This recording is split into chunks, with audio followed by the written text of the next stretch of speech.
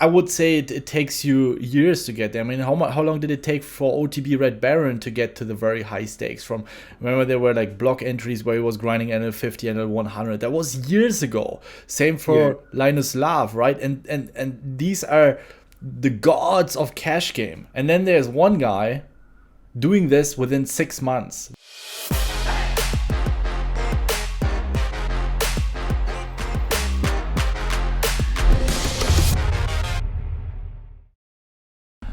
Once again, already a regular guest here on the show, Patrick Leonard, but we're talking about two very, very important topics. First of all, everything around GG, the money that has been confiscated. He's sharing his side of the things, of course. If you haven't watched my recent video about GGpoker and my point of view, just please check it out. And also, we're going to talk about the cheating allegations around Fedor Kruse. I don't think Pets needs any more further introduction, but for those of you who don't know who he is, he's a high stakes regular in tournament poker. He's crushing high stakes now for many years. He is one of the founders of BitB. He recently stepped back a little bit. He's now more involved in football projects. Check out his socials. He's also posting on YouTube. Still playing a lot. We're good friends, and I'm very pleased to have him on the show and talk about it. He's also investing a lot of time into investigating, talking to all sides, and trying to make an impact and trying to improve poker, which I really appreciate, which we all should appreciate. Without further ado, let's jump right into it. So, Pets, here we go again. Here we go. You can almost call it your home. I know. So we want to talk today about, of course, I appreciate that you're here, that you take the time, but it's urgent. It's a very urgent matter, and I want to dive right into it. And I know you're also going to be grinding today, so I don't want to take too much of your time.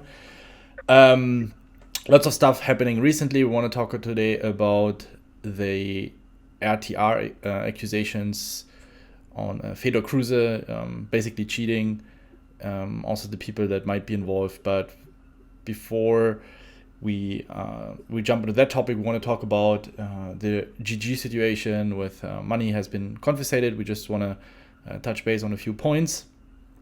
And you watched my video that I uploaded last week. Is there anything that you would like to add? Anything that you feel like it's worth mentioning, so we really make sure we don't forget anything? I would say that kind of the aftermath kind of thing is that GG have probably come out better than they were before, because at the end of the day, the people who they apparently treated terribly, like all of these people who had their accounts banned, I think there was like 5 or 6 guys who were high profile. The next day after they've had their accounts opened, all of these players have gone straight back to the site and play every day. So these guys obviously don't think GG is a threat or a problem or unsafe, or that their money isn't in danger, because if so, these are the guys who have the most information. They've spoken to the security teams. These are the guys who have had their money taken off them. These are guys who've gone through like the most traumatic experiences, and if the next day they've gone straight back to GG, it must mean that they feel that their money is safe. It's a little bit bizarre. Like I used an analogy. I remember once I got arrested once when I was 16 for drunk and disorderly. It's like when you're drunk in England and you're like going a bit crazy, right? So when I was underage, I got arrested for drunk and disorderly. So like this was my fault. I was going crazy. But then a few years later, I also got in trouble in a nightclub from a bouncer, and the bouncer like kicked me out very aggressively, but I did nothing wrong. I was very, very innocent. So this was like quite a traumatic experience for me, right? I was like, this guy kicked me out. He treated me so bad. When I'm the paying customer, I'm giving my money, which is the rake, I'm giving my money to this nightclub, and this guy is treating me terribly and not even listening to my side of the story or being reasonable. So this was the biggest nightclub in Newcastle at the time, in Sheffield, sorry, when I went to university. All my friends used to go, but I was like, fuck this. I'm not going to go back to this place and pay for my vodka and Red Bulls to this place because they treated me badly, right? If they'd sent me a huge apology and were like, look, we're wrong, blah, blah, blah, then maybe somehow I would have went back, but probably not anyway, because I had such a bitter taste in me and a negative experience from this place. So the fact that these guys have had their accounts closed, opened on Sunday, then on Monday they're all grinding again. One, it means I feel like they never really thought GG was a problem. It's like Duty and the guys, they probably just wanted their money back. Maybe they were doing bad things, who knows? But it doesn't feel to me like they genuinely believed that there was a problem with anything apart from their money disappearing, which is very sad, because you know that myself, yourself, lots of players felt really bad for these guys. Like, we were fighting hard for these guys. We were putting our reputations on the line. Yeah. Posting publicly against like a really big site, which is like competitors, and we have friends who are ambassadors, you know, like the World Series is there, you know, like it caused so much potential trouble. And for what, you know, like we fought for them so that they could kind of have their justice, and then they get their justice, and then they try to get their EV, you know. It's like, to me, it leaves a bit of taste.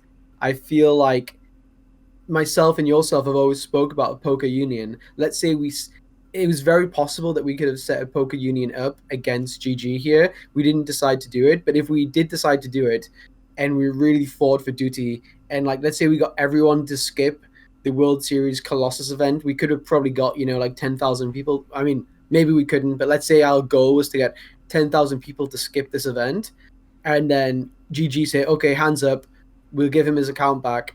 And then the next day he's grinding for like, and winning, playing every day for like the next 2 weeks. The poker union would be over after that one day, right? It's so, in the future when people come out and ask for the community support, people are going to be skeptical, because they're going to be like, do you need my support, or do you want my support? You're like, why are you asking for me to help you, you know? So it's left a very kind of bitter taste, I guess, in my mouth. Or not even a bitter taste, just a very confusing taste in my mouth, I think. For sure. So yeah. Yeah, that's what I was also talking about in this video, that people are just so just too much of a short-term thinking.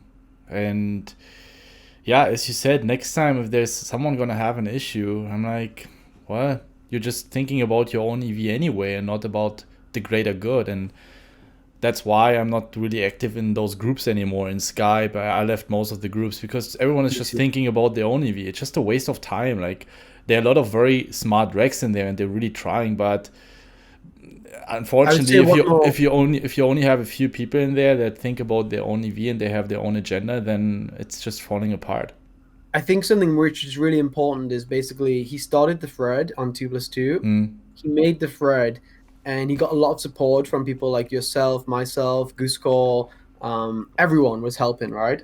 But people also asking questions, asking for an update. When you get invested in a subject or topic, you want to get regular feedback. And what seemed to happen with Duty was he basically didn't get his word bought off him from GG, but it seemed like GG made a deal with him or whatever to basically stop speaking, and then you get your account back, kind of thing. So like, people were coming back to the thread, asking more and more, or posting on Twitter or whatever, and it didn't seem like we were getting more answers. It seemed like there was just radio silence, and then the next day his account was back, which was like, I really don't care. I was grinding every day, WCOOP, whatever. Like, I'm so busy anyway. But there's people in the thread who don't even play poker. They're just like poker enthusiasts or hobbyists, or people who maybe play like recreationally once a week, and they want to know, like, is this site safe? Like, what can I expect to happen? Like, what does bum hunting actually mean? What does game selection actually mean? Like, have you had good feedback from the site to tell you this information?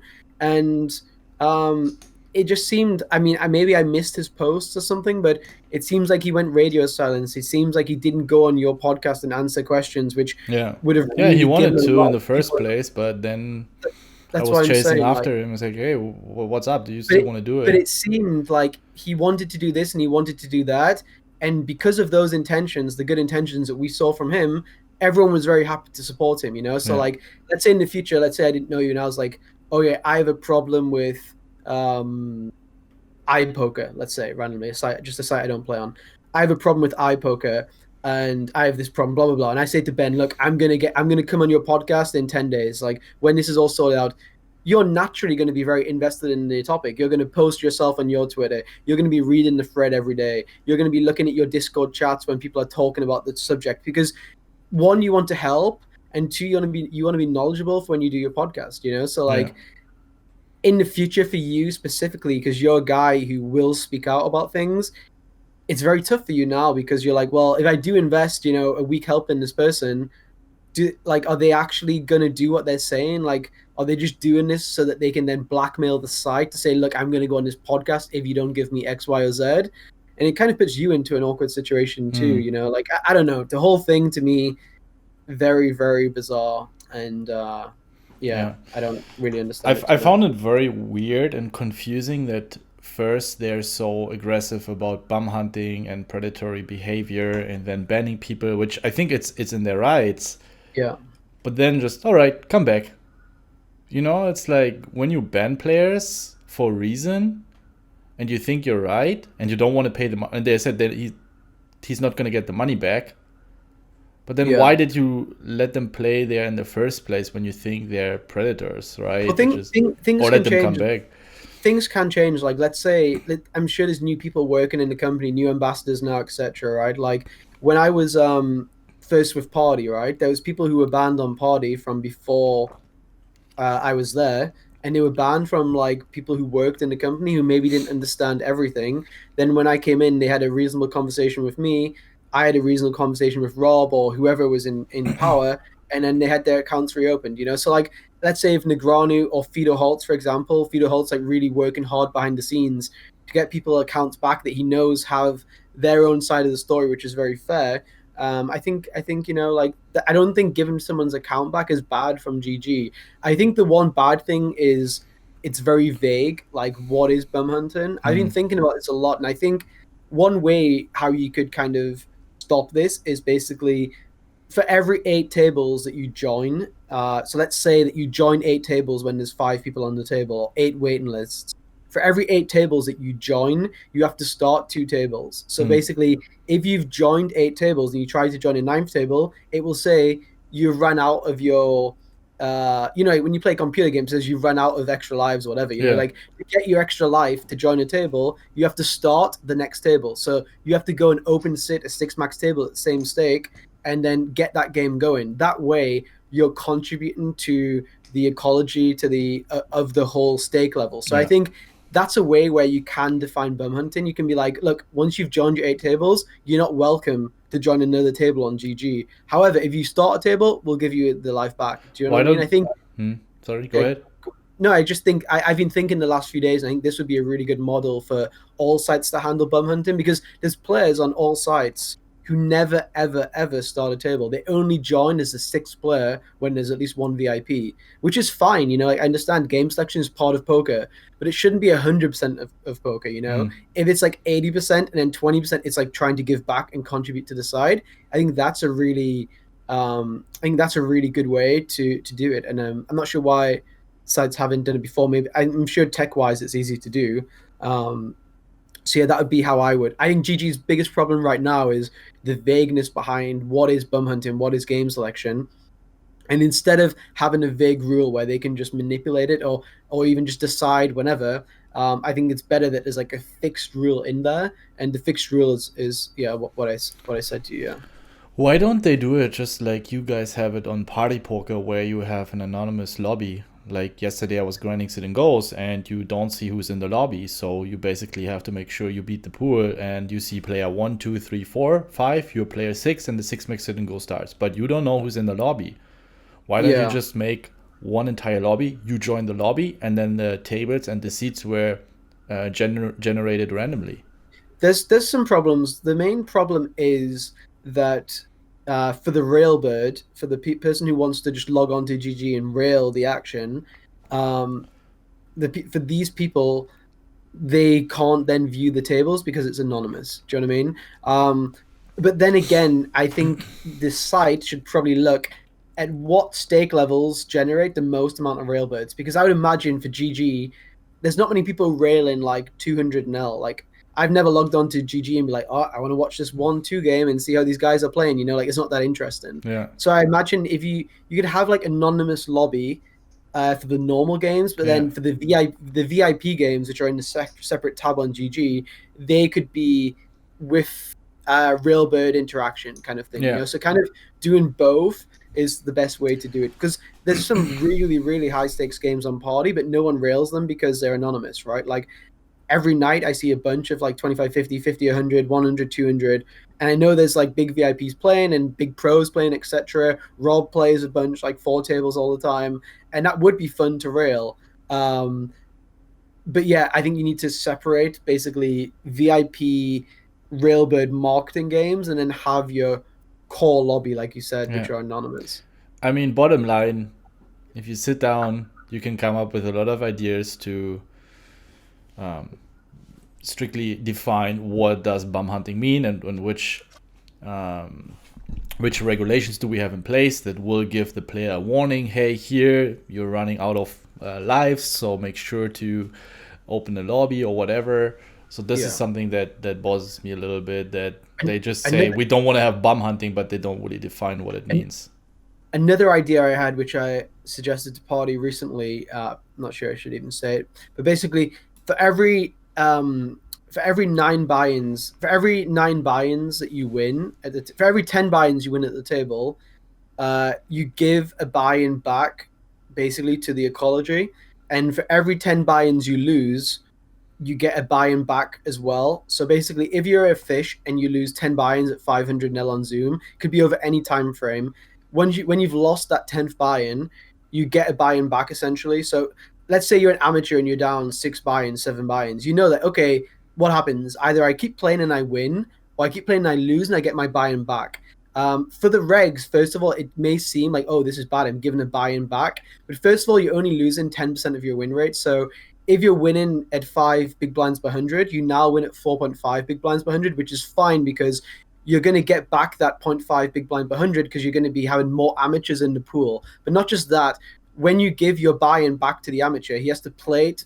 He can't just withdraw, he has to play through it. So not only are you giving your buy-in back to the amateur who is going to give it back to all the regs, but all the other regs are also giving their 10th buy-in back too. So basically, even though you're giving away some EV, you're gaining EV from other regs who are giving their 10th buy-in back. And if a guy says, okay, after I win my 9th buy-in, I'm not going to keep playing, I'm just going to withdraw and leave Party Poker, that's fine. We don't want those kind of players anyway. You know, like if they're not willing to kind of understand the long-term view and they just want only their max EV, then that's fine. They leave the pool and everyone else's EVs increase, both the regs and the amateurs, you know? So I think this is a way where you can, if you want to bum hunt, it's okay, no problem. Just know that there's a 10% fee basically for bum hunting. And if you are an amateur, we are also going to basically incentivize you that we know you may be getting bum hunted. And because of that, and because of the way you may feel, we're going to make sure that we're taking away from these bad guys and giving it to you. Do you know what I mean? It's like they kind of like it because they feel like they're getting something from the guys who are trying to fuck them over, kind of thing. Do you know what I mean as well? So like, like if Bill Perkins got back $20,000 every time he lost $200,000, probably when he's down 100K, he 100% keeps playing until he's at either 0 or 200K because he's like, he likes to get that money back. Do you know what I mean? So I think this is, or let's say he wants to keep playing, he won't then change sites to ACR or change sites to PokerStars or whatever because he has the incentive to keep playing on that site, which he knows he has something at the end. So I think all of these kind of ideas, I'm not saying which one is the best one, but there's so many people are like, oh yeah, it's so tough. There's bum hunters. It's so tough to stop them, but it's not tough to stop them. There's so many like creative, but like quite easy, simple ideas also to implement. I think at least, but I could be wrong. I'm not sure. No, for sure. I mean, I know at least to a certain degree what is possible tech-wise, and I'm pretty sure that is possible. And it is actually you can try so many different ideas, and but I can definitely understand GGpoker and also other sites that are having very questionable methods when it comes to banning players or whatever, confiscating money or structure or rake. I mean, we're not doing anything about it. I think they're laughing their ass off. You know, we have our small, tiny groups. We're trying to fight it, but it's basically just a bunch of individuals fighting for their own EV, and they know that. I mean, if there's no one that can pressure them, they're gonna give a fuck. And so I think poker players need to be aware of that. And whenever there is such a movement, everyone needs to take it damn serious, because this is the only way where you have some leverage and where you have the opportunity to really make an impact. But if that's not the case, we cannot blame the poker sites. I mean, they're business. And yeah, I'm attacking GG, but on the other side, I can understand it. Like, they're laughing their ass off about us. I mean, if you own McDonald's, right, and a burger's $5, and you move it to $5.50, and then there's like a Facebook group of like 100 guys saying, "Oh my God, these burgers have gone too expensive." But every day you go to the store, to your McDonald's, and the lines are the same length. You know, who gives a fuck? You know, like, okay, sure, these guys, they can talk, they can stand outside McDonald's with some banners, or stand outside McDonald's with some flags and say McDonald's are evil. That's fine, as long as people keep coming in. That's how people are going to measure if something is successful or not just some random groups, which means nothing to them. So people simply in any industry, they simply don't want to go the entire way of, that you need to take a stand, and maybe you need to put your own reputation at risk. You need to sacrifice some short-term EV, right? It's like, but I don't want to fight with these big poker sites. And I think this is a necessity in order to have it. It doesn't mean to be like super aggressive and always boycott, or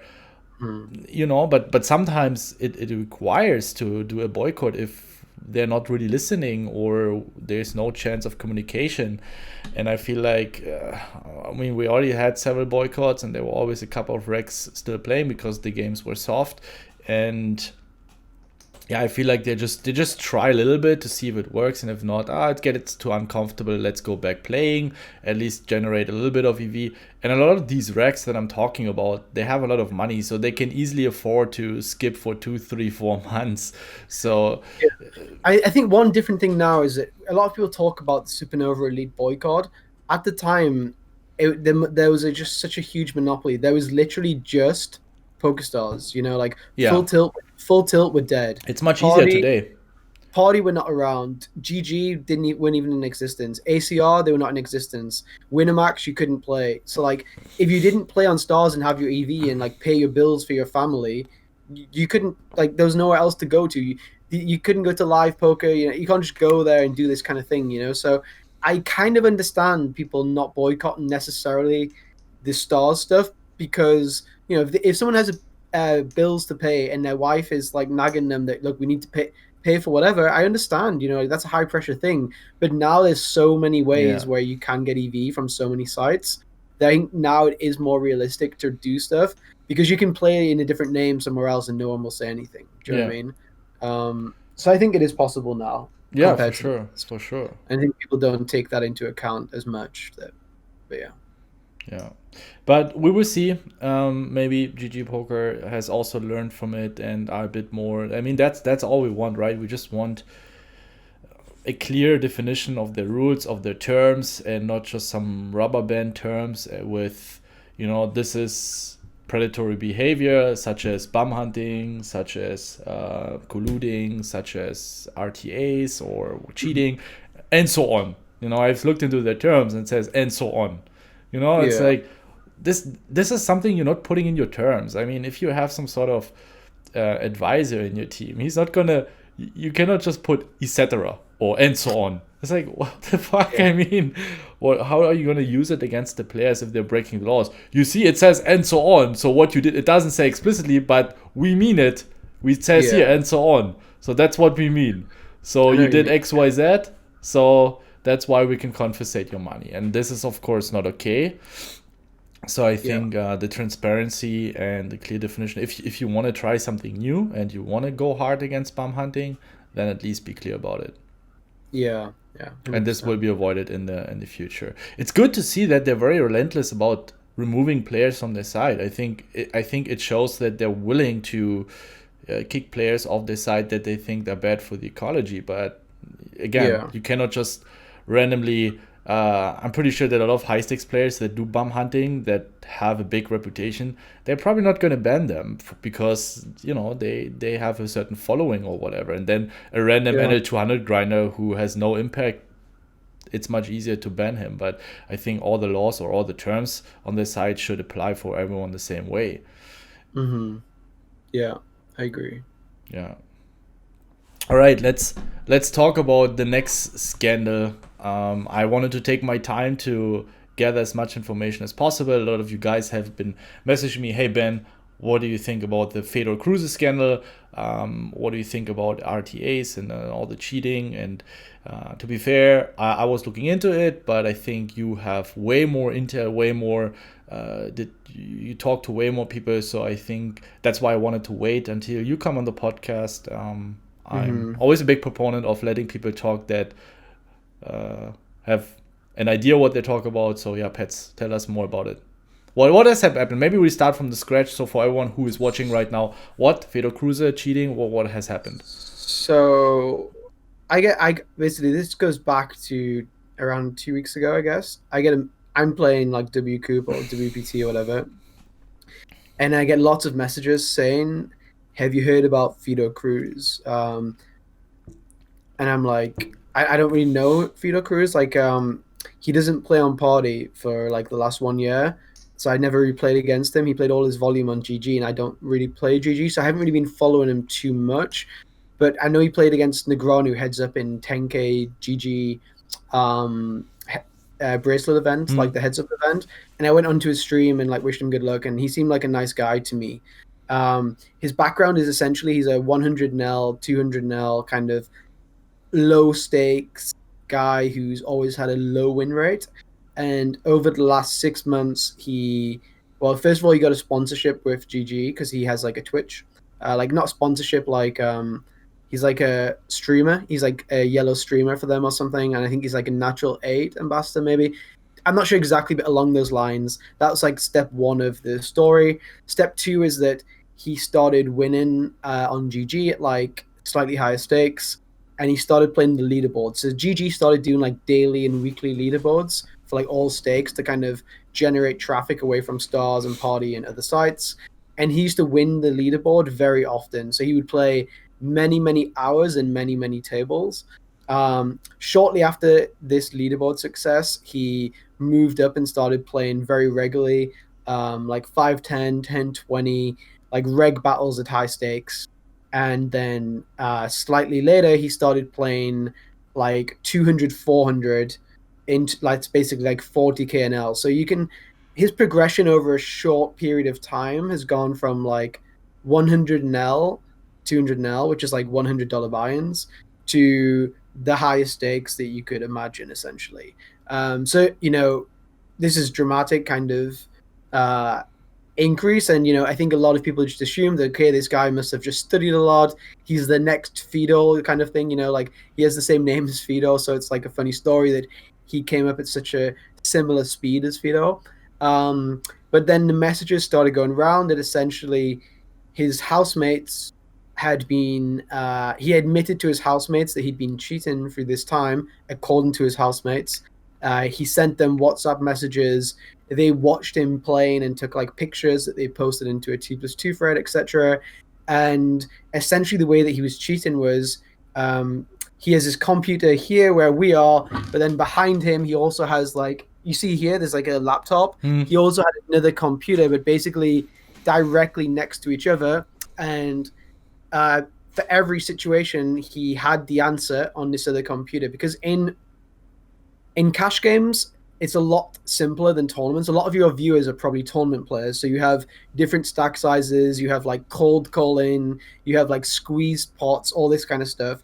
In cash games, because there's rake, you basically don't do too much call in pre-flop. You only really fold or free bet. So if Ben opens in the hijack and I'm in the cutoff, I won't call any hands. Whereas in a tournament, you call lots of hands because there's an ante, first of all, and second of all, because there's no rake.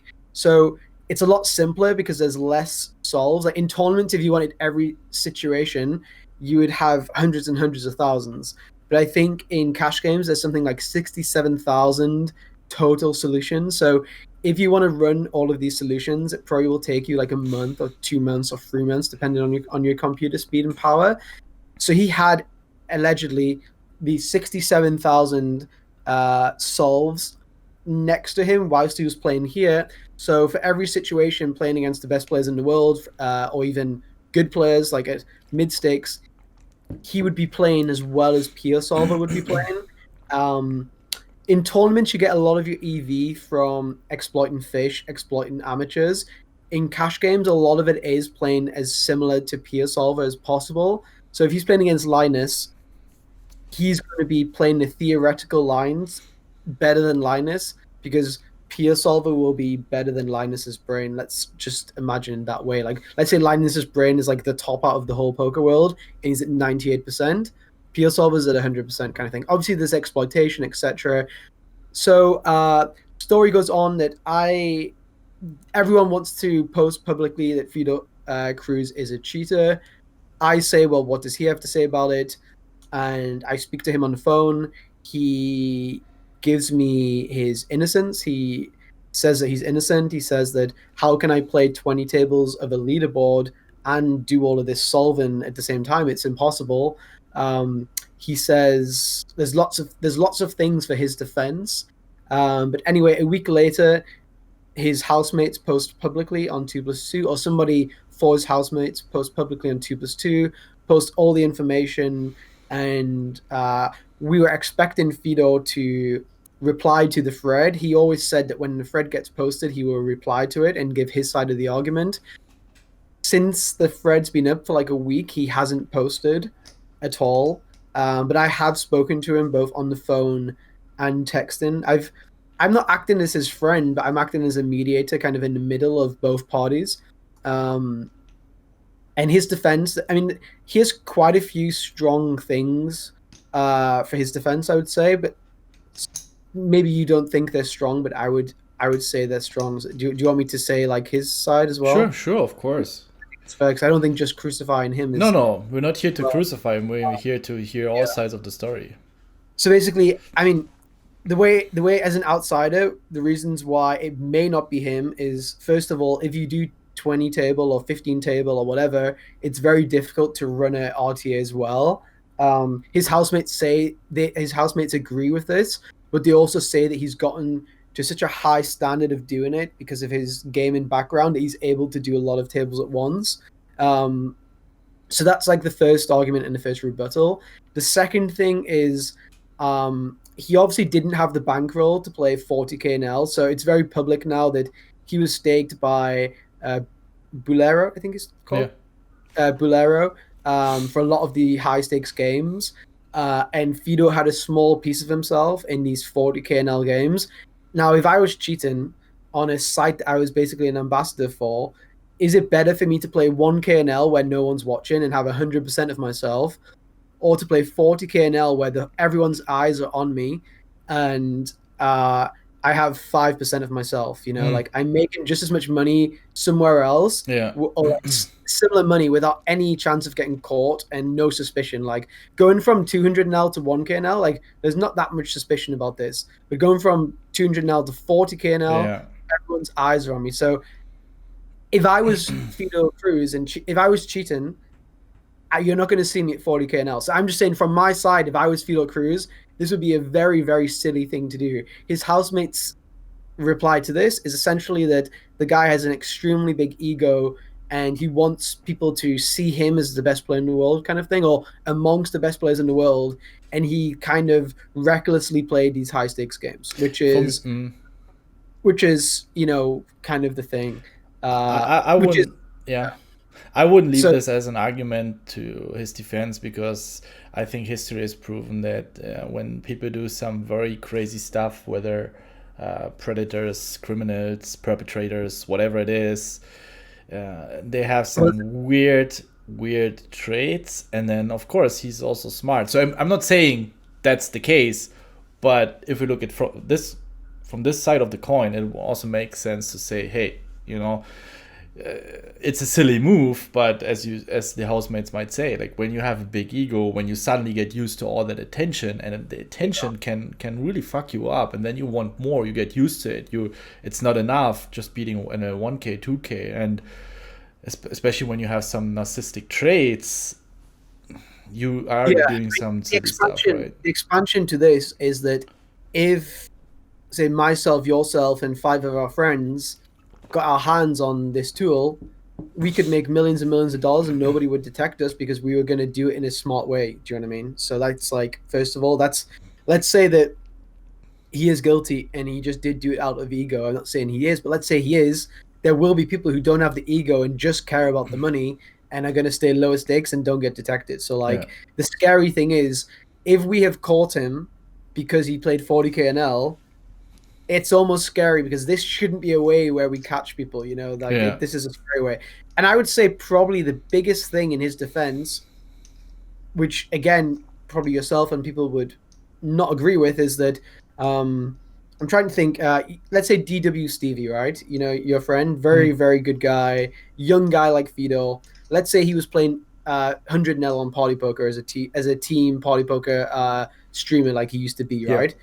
Imagine 6 months later, somehow he's now, well, let's just say that he becomes a big winner at, say, 400 Nell. Let's say he wins all the leaderboards at 1k Nell. Let's say he starts reg battling at 50 or 100, and then let's say he starts playing 40k Nell. Like, one, the security team at Party would have to agree a lot of things for him to get to that level. Second of all, like, his manager or whoever, like, there's going to, or even people internally are going to be expressing huge, not necessarily concerns, but like surprise, like what is happening here? Like, you know what I mean? Like, I mean, if I started playing like, let's say 200, 400 PLO and started beating like Ike Haxton and all the PLO guys, like, and Party Poker, there'd be like an inquiry, like, is something happening here? Like, is he somehow getting like access to cards, or like there'd be some kind of like suspicion, you know? So like, the fact that he is an ambassador or whatever for GG or Natural 8, whatever it may be, and his growth has gone so quickly, you would think that, I mean, to play on Stars at 50 or 100 plus, I think you have to pass like verification tests, you know? So like, the fact that it's happened on GG, you would imagine that they would have really been like closely watching, because they don't want a scandal from someone who is seen as like a ambassador or streamer or whatever for the site. Do you know what I mean? So like, this is something where, let's say he is guilty, I would imagine, or I would, if he is guilty, I think the GG are almost more guilty than he is for not stopping us somewhere down the line, you know, like, not just because of RTA on their site, like, that's one thing. The second thing is allowing VIPs in their games to be cheated by an ambassador. That's like a really big thing. And then the third thing is a guy going from 100 NL to 40k NL so quickly. That's like a third thing altogether, where I think it probably ends worse for GG than it ends worse for Fedor Kruse, if he's guilty, you know, because how can you trust to play on any stake on GG if you know that the ambassadors are cheating the system? Do you know what I mean? So I think it's a tough one like that. What I find scary, I mean, you have to be aware, for everyone who's watching who might not be so deep into poker, we're speaking of it's almost impossible to get so good to beat those games. You're essentially playing the elite of cash game, right? It's like, I would say it takes you years to get there. I mean, how long did it take for OTB Red Baron to get to the very high stakes? From, remember, there were like block entries where he was grinding NL 50, NL 100. That was years ago. Same for Linus Lav, right? And these are the gods of cash game. And then there's one guy doing this within 6 months, barely beating NL 100, and now playing NL 40k and crushing everyone. So it takes such an enormous amount of studying, and of course it could also be just an insane run good, but it's more likely that there is something going on than it was a run good. So because I know how much studying it takes, even though it's less complex, it's also easier than for your opponents to get better in these spots, since they're very, very simple to solve. That makes it so incredibly tough. And yeah, I just think that this is, I don't want to say a number, but it's like less than 1%, even less, probably like less than 0.05%, that this happens to anyone, that he will learn so fast in order to beat a 2k and a 5k and a 40k. But it will happen, like you said, if it's 0.5% and 0.05%, like 1 in 1,000 people will do it, and there's I think it's even less. I really think it's almost impossible, Pets. Like, Yeah, I know what you It's mean. so complex. It might even be literally zero. Like, yeah, sure. Yeah. Well, it's impossible also without the funding. So like, Linus couldn't play super high. Like, we often say that like 100 200 is softer than 2550 because the players at 2550 don't have the money to play 100 200. So like, you get stuck at this buy-in level of like 2550. It's like in the Bellagio, the stake levels may go like 2-5, 5-10, 10-20, 2550. Then the next stake level may be like 1000, 2000. So like, once you get to the next block, and then the next block here is like here, you get stuck at the 2550 because of not because of skill level, but because of finances. But Fedor managed to convince people to accelerate his growth from, let's say, 2550 to 200 400, whereas maybe 5-6 years ago, Linus buying action and stuff wasn't really as common then. So like, the next question obviously stems into, why did people buy action in this guy? Like, how did they know he was so good to put him into 200 400 kind of games, right? So the first answer would be that they can we wait, before we get into that, I really would like, so you wanted to also not represent but to communicate his point of view, and you said there are a couple of things in his defense. Are these points you mentioned his defense, or is there more? There's more. There's he says that if you look in his database, that you will see basically that there's lots of misplayed hands and he's not playing perfectly. Database can easily be faked. You can erase it. He said you can get the hands directly from whoever. I mean, there is hands. So basically, there's a few hands that he played. One of the reasons why people think he's guilty is because there's some hands he played which are so unlikely for a human to ever do, not in a good way, but in a bad way. Like, let's just say, for example, I'm not saying he did this, but let's say the board is like 4, 5, 6, 7. He bets the river, his opponent raises, and he goes all in with, say, aces or something. Like a terrible play that you just never ever do. He did a few of these plays in the sample, and people think that basically the only answer is you can't be a profitable 200 400 player or even 5-10 player or even 1-2 player and make these plays. So it must be that the software he was using either malfunctioned, or it's a faulty sim, or he read the sim wrong, or he was looking at the wrong sim at the wrong time, or something like this, essentially. Or maybe on purpose, just to pretend to not playing perfectly. No, because on purpose would be like getting in like king jack offsuit pre-flop maybe and being like, oh look, I was gambling, like I wasn't following whatever. Or it would be like maybe folding a flush draw when you're getting the right price. Like he was doing things which were essentially like you would just never do. Like, it's not a clever way to act dumb this way. Do you know what I mean? Like, it wouldn't make sense because it's like a tournament player calling off blind versus blind for 20 big blinds with like 6-7 offsuit. You know, like you wouldn't do this. You know, like if you did this, I would be like, what is this? You know, it's like if he's following it for every time, it's very strange. So yeah, he says, look, he says I'm making mistakes, and the other side are saying the mistakes are so bad, it's not you making the mistakes, it's the computer making the mistakes, basically. His other arguments are that he's willing to stream himself playing for 1 month, and he's also willing to play with people standing behind him for 1 month too.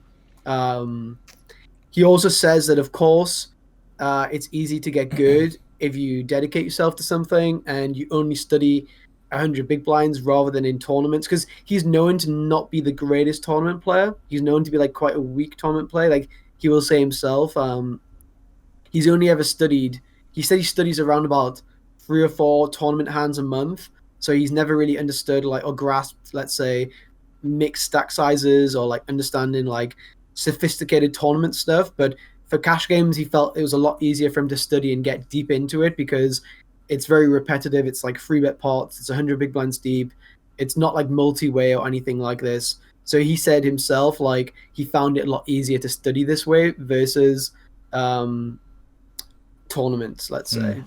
I have to say, though, that You also have to keep in mind that you're not only cheating the game, but you're also cheating in the learning process. I mean, imagine how fast you learn, how fast you become good. So I think even if someone is cheating for 6 months and sees the perfect solution for every hand, I'm pretty sure after 6 months you can even beat those games. You can say, I can play without it, you can stand behind me.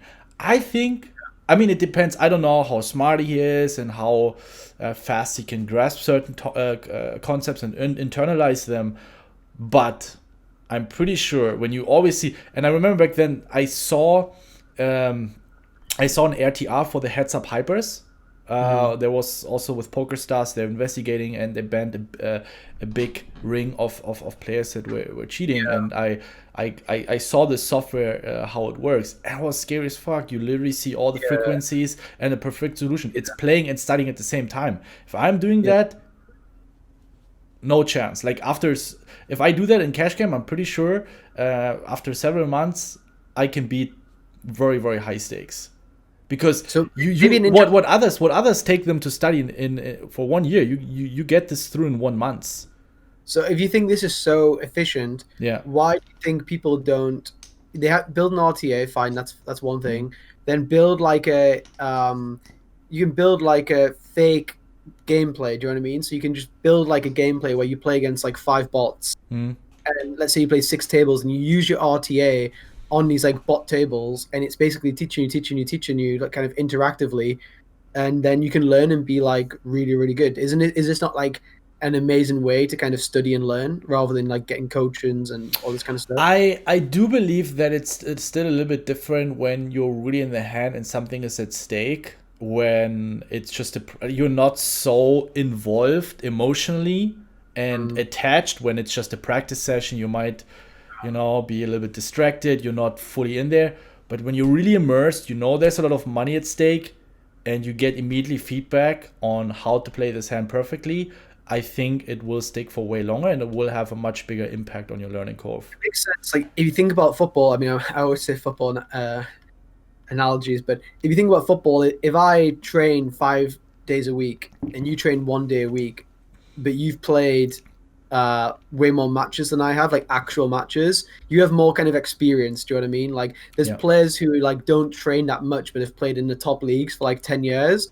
Then you have guys who are like 25 who like have trained like 6 days a week for say 15 years.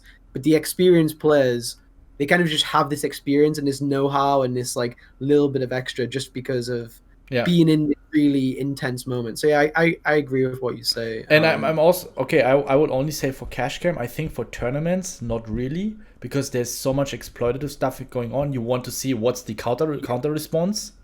Right. You want to see what's tournaments. It's so different. It's so different. But when you can learn to play close to GTO, I also kind of agree. Like just having a bot software where you play against bot and you can just run hands, for sure. But as you had the analogy with football, I realized the same with kickboxing. Like at the beginning, I mean, I wouldn't say I'm good by any means, but like from where I started, and we basically the way we train, and I train twice a week, and 20-30 minutes we just use for sparring, and then 10-15 minutes for technique.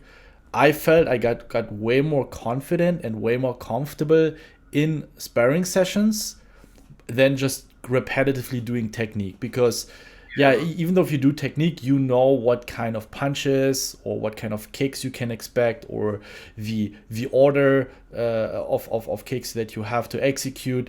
So it's like you kind of know what happens. But when you're sparring, it's like, he can kick you in the stomach, he can kick you in your onto your head, he can throw a hook. So it's way more random. It's like, and then you get used to it. So I realized that I learn much better actually through these sparrings. I will get a much better experience. And this is, of course, maybe here as a study advice as well, that the experience at the table, of course, studying as well is important, but trying to apply that, I think it's very valuable. I agree completely. So it goes into like how dangerous is this whole thing, or like even what's the next step of the Fedor Kruse case, right? Because let's say he made I have no idea how much he made. I'm just like completely speculating here. I could be way off. Let's say he made $1 million over this 6 months. Let's just say he made $500,000. Are his funds frozen? What about his accounts? Are they frozen? Are the sites investigating? I think I would have imagined that, again, not trying to shit on GG, but withdrawing to Bitcoin is very easy to do, like in one big transfer. So if he is an ambassador, being able to withdraw is usually easier because, like, okay, well, yeah, this guy, we have all his documents, like he's one of us, like it's okay. So I would say it's very likely if he was cheating, very likely that you would withdraw the money just in case. Do you know what I mean? Yeah. Like if I'm cheating on party and I have 500K, I'm probably going to try to withdraw as much as possible just in case something comes out. So if he has withdrawn the money and he has cheated, and people have been cheated, they're like, let's say all the guys who came second in the leaderboard every week, every day, these guys now come first, right? They need that money. All the guys who he won money against in 40K NL or 10K NL, these guys need their money back, right? Because it wasn't a fair game. They were playing against a computer, not against a person in Vienna. So where does this 500,000 come from? Because it's gone from the network. It's not in his account where he can grab it, So like, are these players still entitled to the money or not? I would assume yes. But yeah, what happens next there? Like that's very interesting. I would say. I would say one more thing for Fedor Kruse is that if he was so obviously cheating, and GG have had the evidence for 2 weeks or 3 weeks or however long they've had the evidence, they haven't banned him yet. He's innocent until he's proven guilty, and they've had all the information to make him guilty, just to give refunds, to be public, etc. To ban him like completely. They haven't banned him completely, from what I know. Nobody's had refunds, and they haven't publicly said anything. So like, he is innocent until he's proven guilty, 100%. Like, we can't say he's 100% guilty until he's proven guilty, and their security team needs to prove that he's guilty. And if they do prove he's guilty, they need to pay back the people the money. Do you know what I mean? So it's a very awkward case from all directions in this regard. I mean, we're asking the questions. Okay, so why did he this? Why did he do that? And why did he do this? Now let's turn it around and ask you, why would those 3 flatmates accuse him of doing that? If we assume he's not guilty, it means they make up a story. And this is something, maybe if this is a big conspiracy against Fedor Kruse, for whatever reason, then it's really hard for 3 guys to run this big bluff without getting caught. Like, yeah, his argument to that is that these guys bought action in the games he was playing. So he was like, well, if they're saying I was a bad reg and now I'm a really good reg, and they know it's through RTA, but then they're just as guilty as I am. Their argument is that they didn't know he was using RTA at this time, and they just saw that he'd moved up stakes, blah, blah, blah. So yeah, for the housemates to lie, it's very unlikely. They have very good reputations. I think it's Big Fudge 95, I think his screen name is. He has a very good reputation. Everyone in Vienna who I know really likes him. I have friends from the UK who really trust him.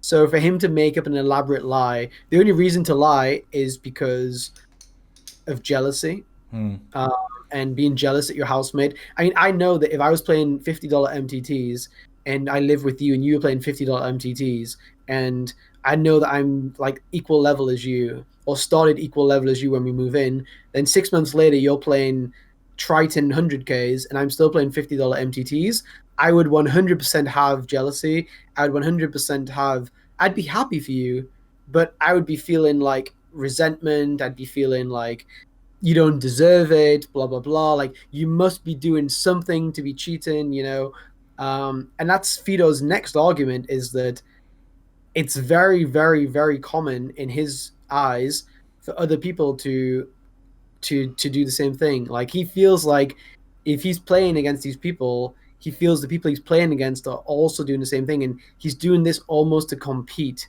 Like, when he grinds tournaments, he sees everyone with like charts open and stuff. He's like, well, yeah, like all these players are doing it too. Like, I just thought it was standard. You have to remember, I'm not trying to excuse him, but he's very, very young. he looks, I mean, he doesn't even look 18 to me. I'm not sure how old he is, like 19, 20 maybe. Do you know how old he is? No, but he So looks let's very just, young. Yeah.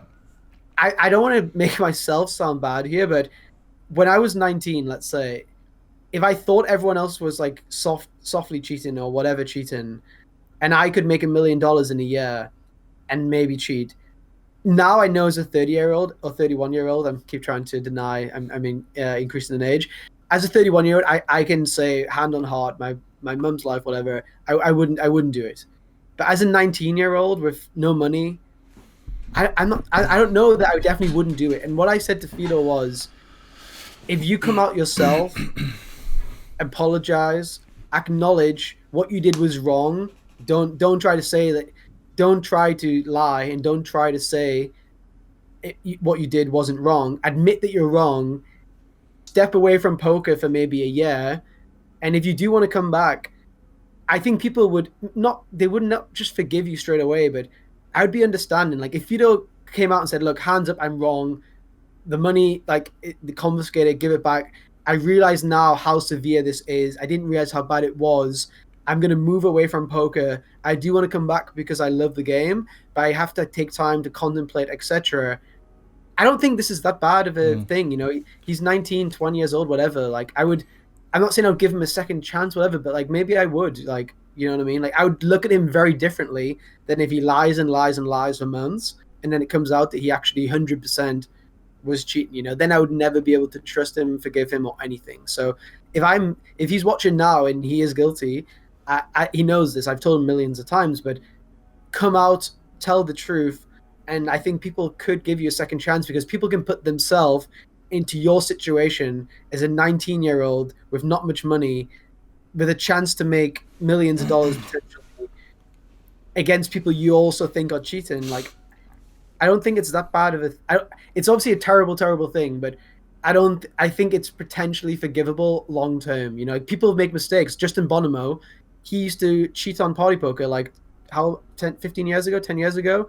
He used to multi-account and do all of this stuff, and he came out and he got banned, and he owned it. He owned up to it. He said, "Yes, I did this. It was wrong. I'm going to repair my image over the next 10 years." And now he's seen as a very reputable guy. Jonathan Little was a full tilt pro. I'm not sure if you remember this, but he was a full tilt pro and he got banned on full tilt. And I think $200,000 confiscated for cheating. It wasn't cheating. He was basically sharing his account and sharing accounts and stuff like this. And at the time, he lost his image terribly. But now, 10 years later, whatever, Jonathan Little has a really good, well, to a lot of people, he has a really good image, you know? Yeah. So I'm saying to Fedor Kruse that it's going to feel terrible for 1 month. People are going to call you a scammer for 6 months, 1 year. But if you look at Justin Bonomo, if you look at Jonathan Little, it shows that you can repair your character when you do a mistake when you're young. Now, if Bencb makes a mistake when he's 31 and in a big power of position, whatever, I don't think that's forgivable, and you will never be able to get back. But as a young person, young people make mistakes, you know, and it's how you react to your mistakes, not the mistakes you make, that will make you a person, in my opinion. And people are probably going to hate on me for kind of saying this and whatever, but this is just how I see it from a human point of view. You know what I mean? Yeah, for sure. I definitely agree with that. And I mean, they're not only the accusations of the housemates, but there are also WhatsApp screenshots where they talk about the Dream Machine, as far as I know. So, yeah.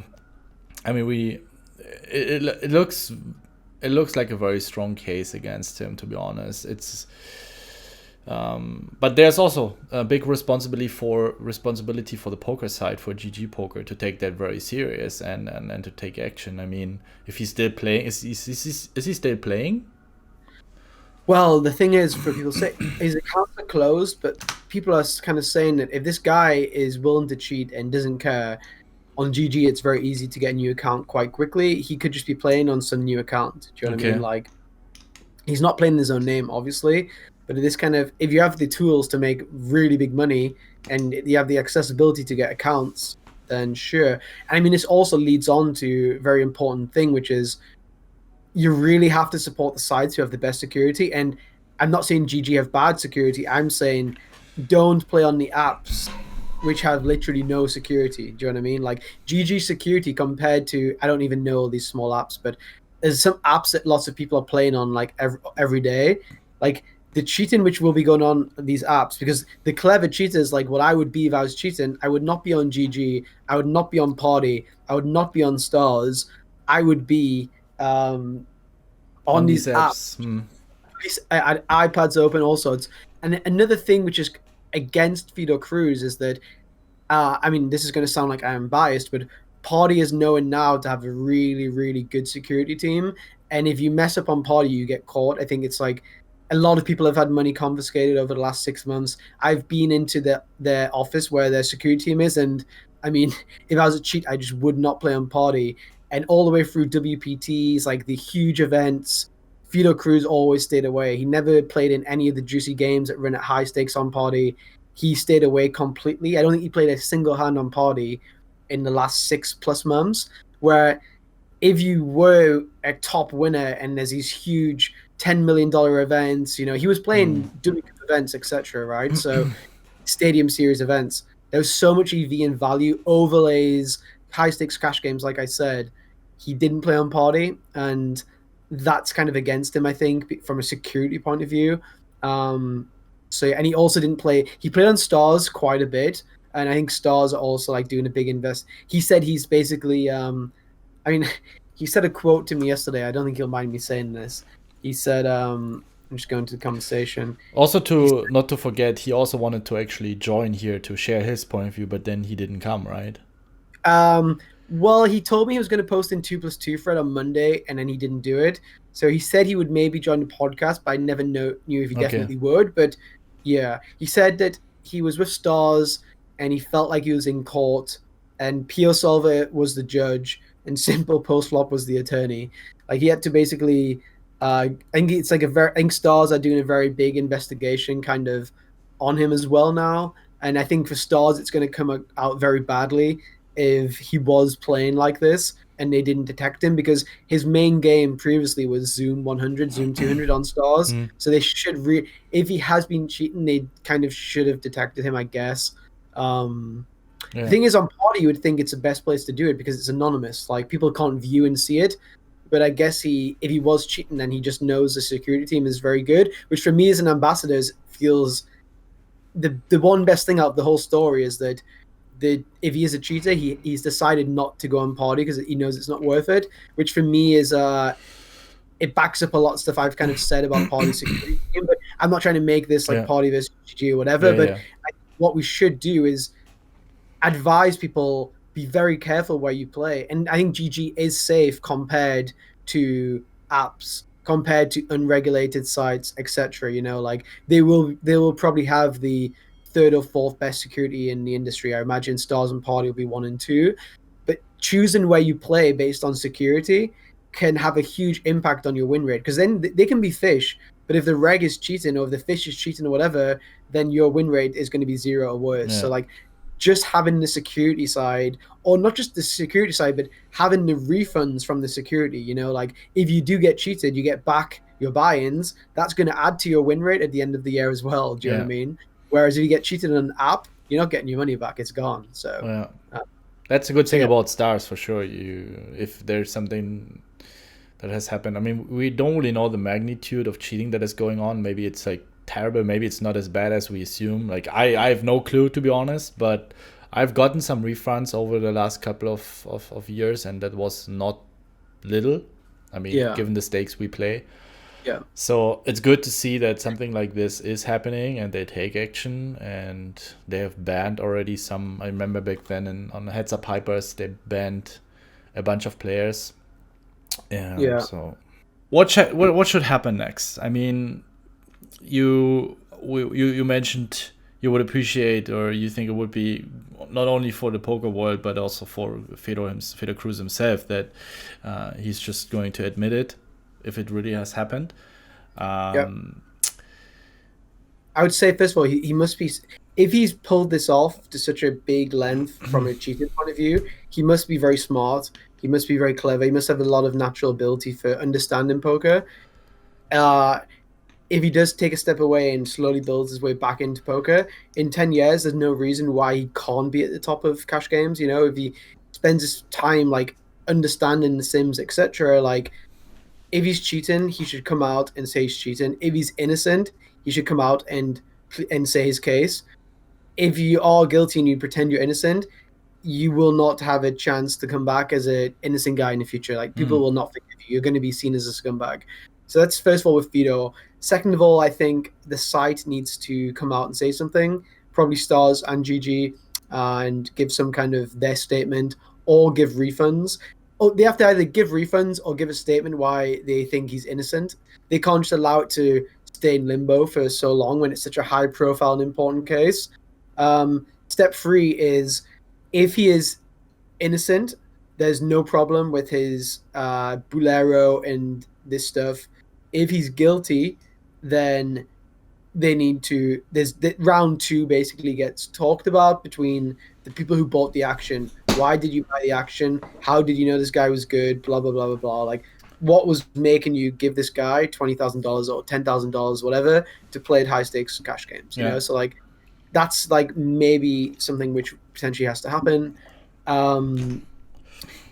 Step 4 is probably the community itself educating itself on security levels of different sites, I think, and trying to demand that sites invest in security too, as part of the reason for giving rake to a site. You know, like, if you do play on, again, I'll say iPoker because I just don't play there. I want to say a site I don't know much about.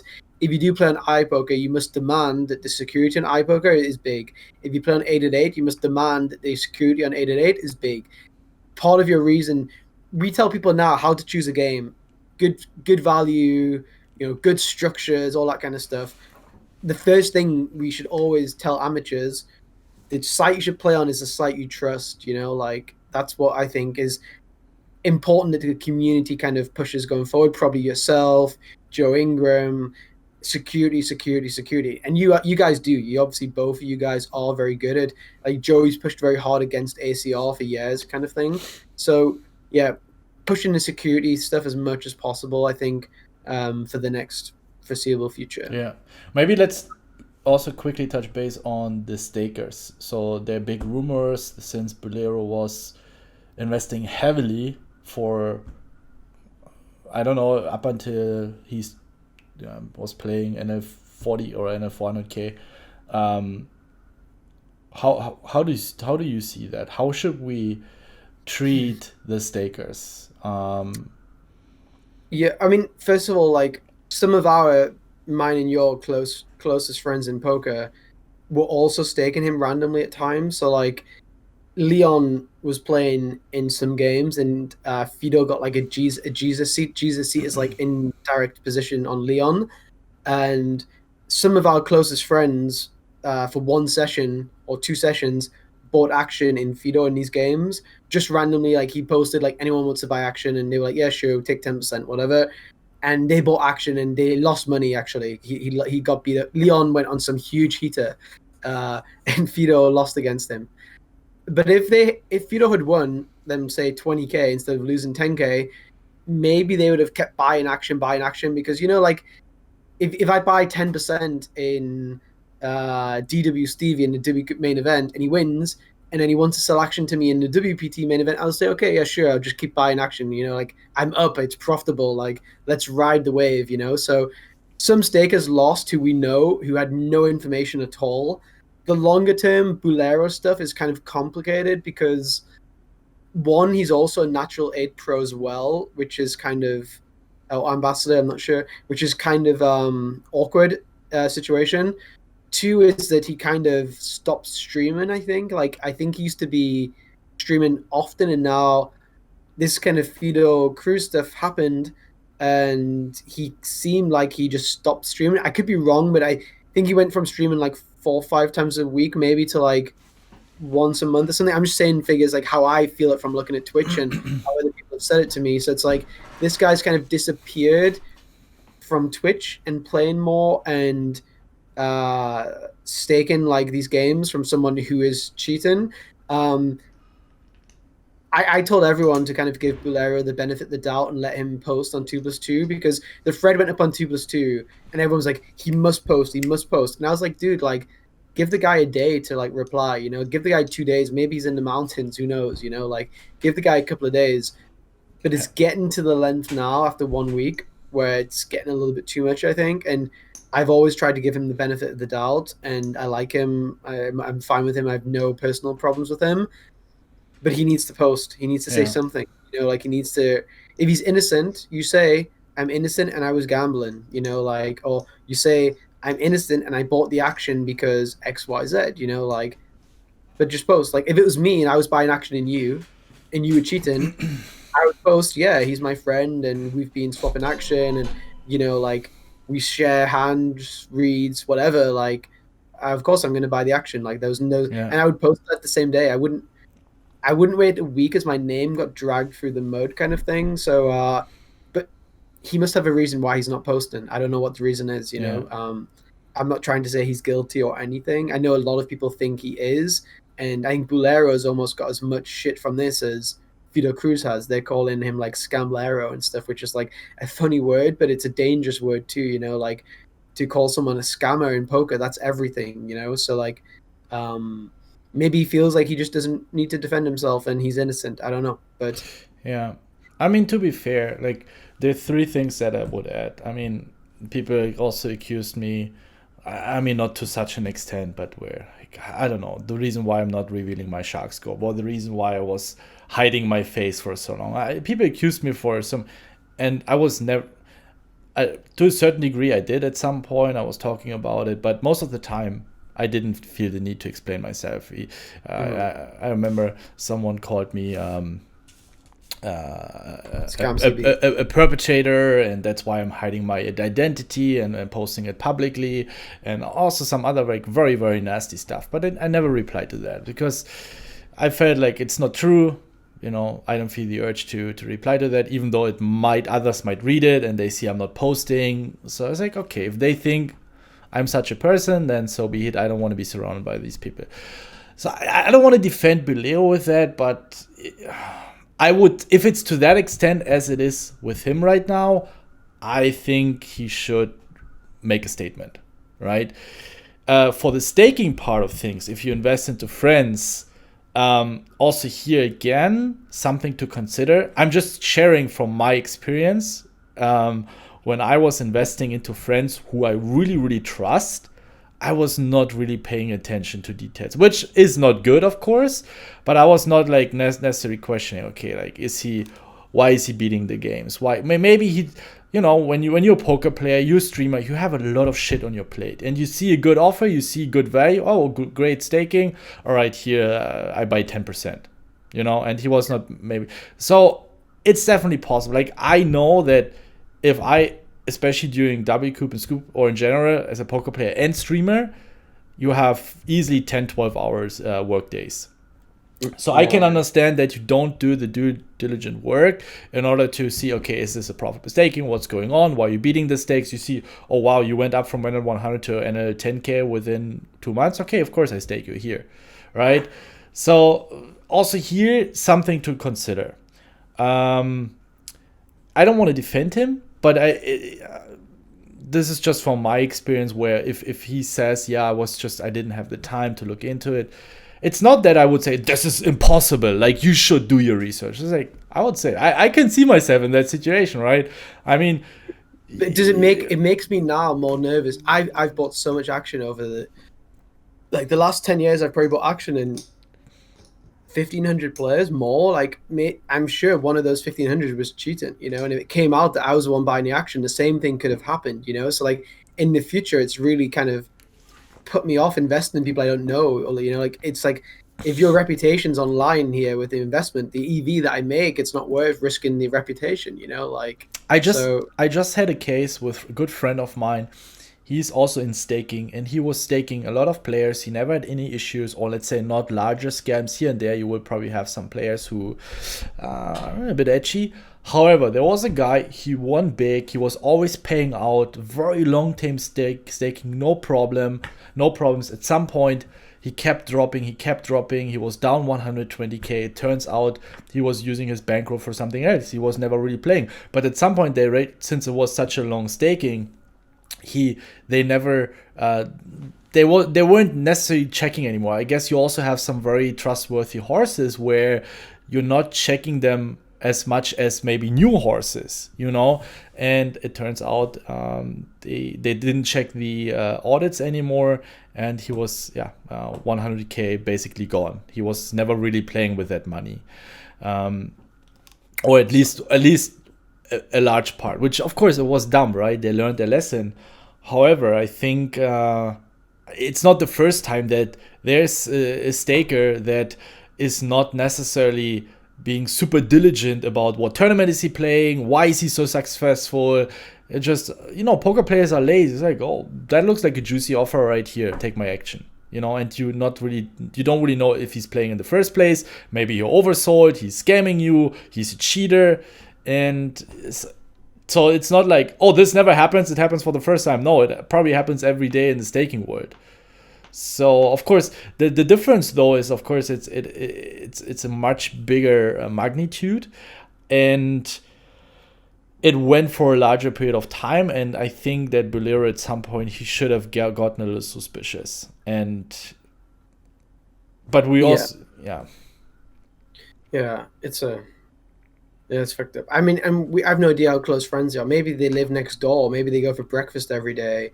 Maybe they're in like a natural 8 ambassador group. Like, I don't know, By the way, I would also, if I was a party poker pro and say a party poker, like let's say Pav was grinding on party, I'd be quite likely to buy action on him on party versus buying action on him on stars or somewhere, just because I assume, okay, he's a party pro, they're going to make sure they do the security on him if he does do something crazy, whatever. Do you know what I mean? Like, I know the money's safe here, kind of thing.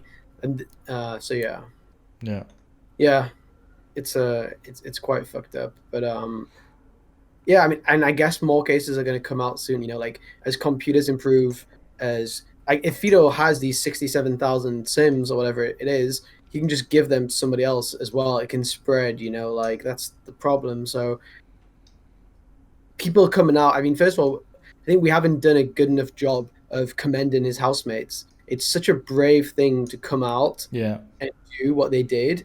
And I think they should be commended. And I think whistleblowers in poker are very important to protect the future of poker. That's true. Probably everyone knows something really bad about another poker player cheating or this or that, or a site doing this or that, or whatever it may be, people even sharing like your courses, like someone may know who the guy is who does it, like being the whistleblower and being brave to come out and speak against people who are scummers, and being able to realize that their friendship is not worth being with someone like this, and having kind of the respect for poker, I think is really good. I think his housemates have been like questioned, like, oh my god, like why did you buy action?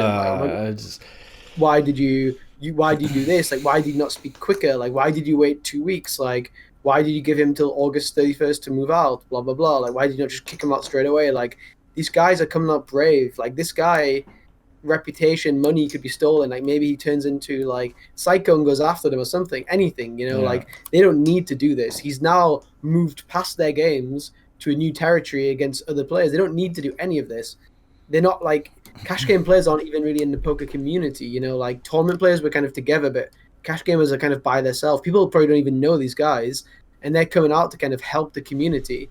Like, this is fucking, I think this is probably one of the best stories we've seen in a long time of like courage and honesty and braveness to do something like this. And hopefully it's going to inspire other people to say similar things about people who they know are doing dodgy things, and if they don't want to do it themselves, they can come to me, come to you, and we don't really care so much calling people out. I don't think, like if we have the proof, we will help people, protect people. Let's say like if someone's like maybe scared that someone's going to have something back to them, then we can find ways where they can be protected. I don't mean physically. I mean, find ways where their money or whatever, just whatever it may be, that I think we're both willing to support people who are wanting to come out and be brave and show courage and this kind of stuff, right? Like, we respect it. Yeah, for sure. I mean, that was my same intention with Duddy when I reached out to him, or we started talking with each other, and I heard about the case, and I was just so massively disappointed that he started playing again. So again, that is something that kind of makes you questioning or being a bit more hesitant about it. But I think this is just my natural instinct to, if there's someone who needs help, to help them. Mm-hmm. So yeah, it's still hard to say. We can't really be the judges here and say, okay, he is guilty. We have to wait for the statements to form a better picture on what was going on and whether they're guilty or not. But as you said, we shouldn't judge too fast. So I hope you guys do the same. And please, and I was reading through the forum, it was such a shame how much attention, negative attention, unfortunately, the housemates got. Like, what the fuck? Okay, they bought some action, but they probably weren't aware that this was going on. And even if so, they admitted it. Like, we all do mistakes, right? And they put their reputation on the line. It's like, whether they were consciously aware of that he was cheating, or they still came out and admitted, hey, this happened. They put their reputation on the line. They put themselves on danger. You never know. Like, if someone is cheating, you don't know what else he's capable of doing, right? Going after them or whatever. So, guys, we should see them as heroes and not as the bad guys here, to be honest. And as far as I know, all of them have a good reputation. They wouldn't put their reputation on the line. So let's wait until everyone that is involved or is involved on a larger scale, such as, of course, Fedor himself, but also Buhlero, would like to see a statement there. If someone else has something to say, please bring it up. Don't be afraid. You can reach out to Pets. You can reach out to me. We can discuss it. We're not gonna just jump on the pod. Hey, Peter727 shared a very, very valuable information or something. Yeah, we're not looking also to like jump on people either. Like, this whole time with Fedor Kruse, like, I've spoken to him on the phone very civilly, like, spoken to him politely over, given the benefit of the doubt, tried to advise him to help his own reputation, all this kind of thing. So, like, just in the same way we want to help people, we're also not willing. We don't want to just jump on people and like destroy and attack people either. Yeah. Do you know what I mean? So I think that's important. At the end of the day, it's important that we improve the security measurements, that we encourage and cheer up the ones who came out and brought it up, right? So basically, that it's easier it's harder for cheaters to do their thing. And yeah, sure. Pets, anything else you would like to mention? I mean, no. It's not gonna, hey, this was the podcast, that's it. We're never gonna talk about it. If there's anything else coming up, we're gonna talk about it. So thank you for coming on and talking about it. Thanks for having me. If you guys have any questions or anything else that we need to consider that we probably weren't aware of, I mean, we only got an hour here. You need to jump into the grind. I'll be streaming today as well soon. But we wanted to get it out as fast as possible. So just see it as a start of the investigation. There's surely more to come. And yeah, just let us know what else you have to say or how you think about it. And then hopefully this will not be forgotten and we find out what has happened. All right, Pets, then good luck in your grind tonight. Thanks very much. And have fun. See you guys next time.